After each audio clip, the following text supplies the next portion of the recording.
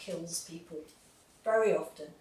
It is shock that kills people as a result of a major illness or an accident. And what happens is your blood pressure drops. It plummets for some reason. And your brain says, help, panic, haven't got enough circulating blood where I need it. Shut down all the blood from everywhere else and get it to the heart and the brain. So it prioritises it where it needs it.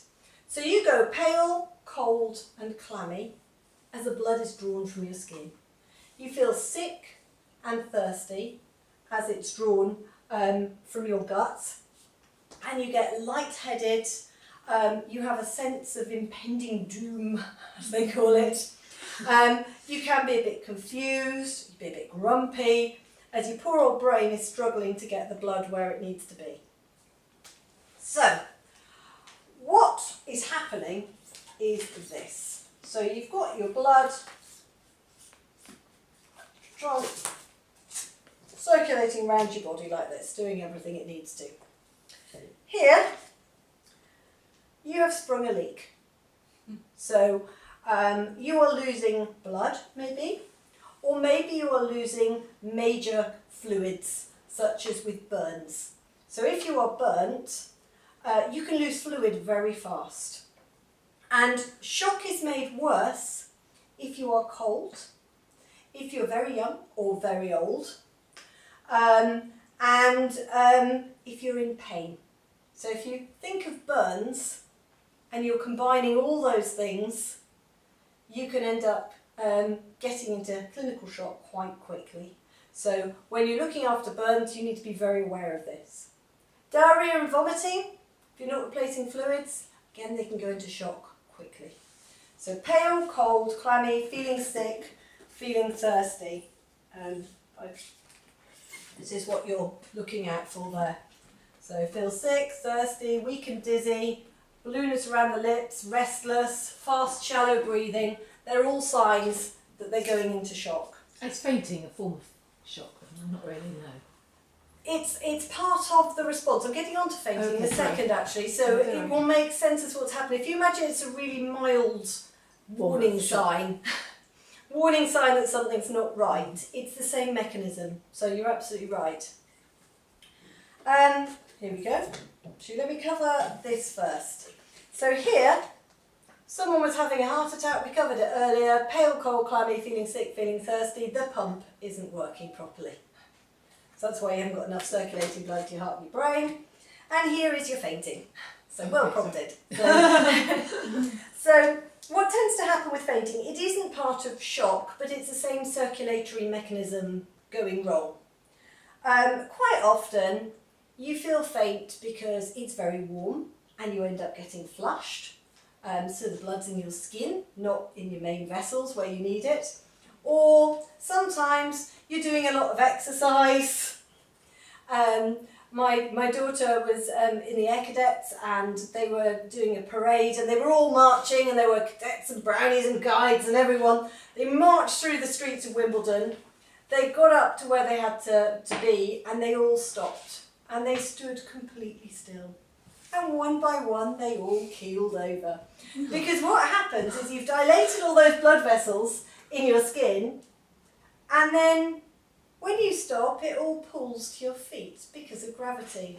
And your brain says, oh, I'm feeling a bit strange, but I know where there is a lot of blood, and if I can get them to lie down, then that blood will get back to my brain where I need it.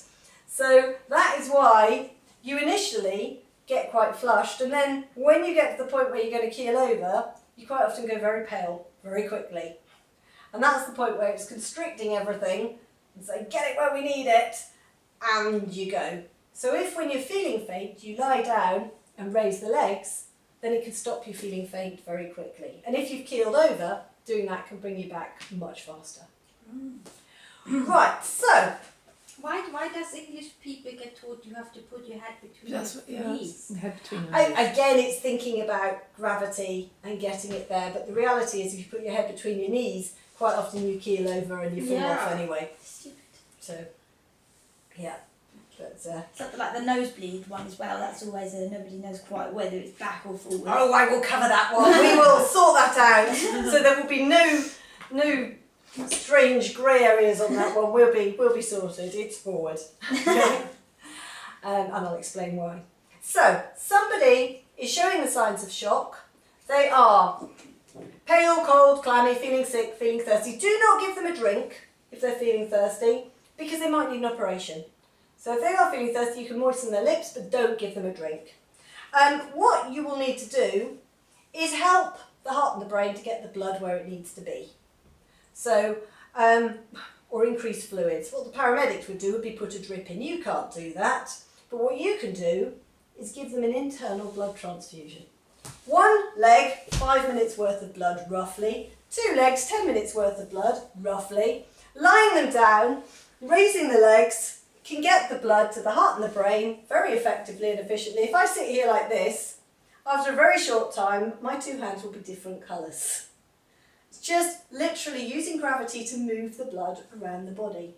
So, lying them down, raising the legs, is what you should do if you see the signs of clinical shock. The couple of exceptions are, if you have somebody and you suspect they might be having a heart attack, poor old heart is doing its best to pump round, and if you go, have some more blood, they might go, So, position for a heart attack? Sleepy, whatever you... Yeah, the lazy W. That's the one. Up like this, something underneath to support them, and upright because they're breathless. That's why you're going for upright. If somebody's breathless and they can't get their breath, the worst possible place to put them is flat on their back. So upright if someone's having a breathing problem. If somebody's got a major head injury or you're worried about a spinal injury, so lie them down and raise their legs, keep them completely flat. Okay, so all other times you would lie them down and raise their legs. Is that all right? So clinical shock would come, say, if you've had a very bad, you've had a bad accident, and then suddenly they will go into shock. Anything. Severe blood loss or bleeding, loss of body fluids, so that could be burns, it could be diarrhea and vomiting, It's a secondary. Yep, circulatory problems, acute allergic reaction, hypoglycemia, so low blood sugar, hypothermia can do it, spinal cord injuries, internal injuries, don't forget those, so even if there's no obvious bleeding, heart attacks, all sorts of things going on. So you would be keeping your eye open for anything. If you see those signs, it's a sign that it's more serious. Yeah. The person is conscious. So if you phoned the paramedics and said they've fallen down the stairs, they're lying at the bottom and they're conscious, they go, okay, we'll be with you as soon as we can, keep them still.